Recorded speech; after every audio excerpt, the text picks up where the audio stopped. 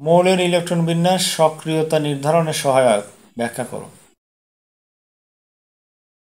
তাহলে আমাদের প্রশ্ন কি, মৌলের ইলেকট্রন বিন্যাস সক্রিয়তা নির্ধারণে সহায়ক।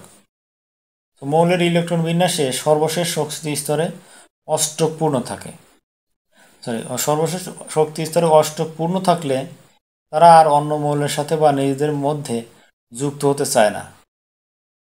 তাহলে কি, মৌলের ইলেকট্রন বিন্যাসে সর্বশেষ শক্তি স্তরে অষ্টক পূর্ণ থাকলে তারা আর অন্য মৌলের সাথে বা নিজেদের মধ্যে যুক্ত হতে চায় না।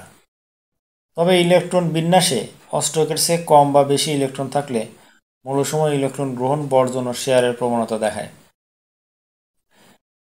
এভাবে মৌলসমূহ একে অপরের সাথে যুক্ত হয়ে যৌগ গঠন করে। তাই বলা যায় ইলেকট্রন বিন্যাস মৌলের সক্রিয়তা নির্ধারণে ভূমিকা রাখে।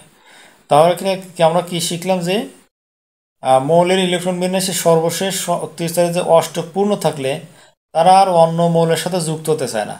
যদি অষ্টক পূর্ণ থাকে তাহলে অন্য মৌলের সাথে যুক্ত হতে চায় না। তো ইলেকট্রন বিন্যাসে অষ্টকের চেয়ে কম বা বেশি ইলেকট্রন থাকলে মৌলসমূহ ইলেকট্রন গ্রহণ বা বর্জনের কোনো প্রবণতা দেখায়। এভাবে মৌলসমূহ একে অপরের সাথে যুক্ত হয়ে যৌগ গঠন করে, তাই বলা হয় ইলেকট্রন বিন্যাস মৌলের সক্রিয়তা নির্ধারণে ভূমিকা রাখে।